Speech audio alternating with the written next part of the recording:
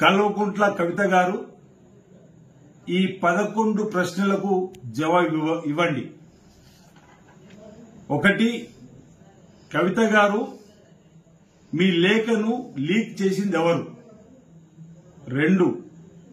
కేసీఆర్ దేవుడైతే దయ్యం ఎవరు? 3. కేసీఆర్ పక్కన కోవట్లు ఎవరు? 4. బీఆర్ఎస్ లో మీపై కుట్ర చేస్తున్నది ఎవరు? 5.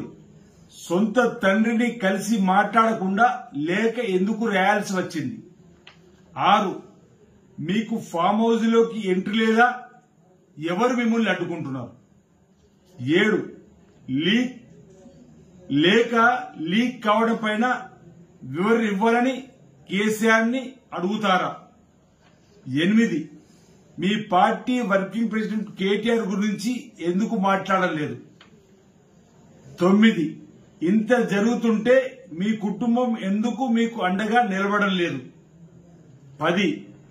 ఎయిర్పోర్ట్ లో మీకు స్వాగతం పలకడానికి బీఆర్ఎస్ నేతలు ఎందుకు రాలేదు?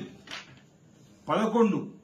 మీరు రాసిన లేఖ నకిలీదని నమస్తే తెలంగాణలో పేపర్లో రాయించింది ఎవరు?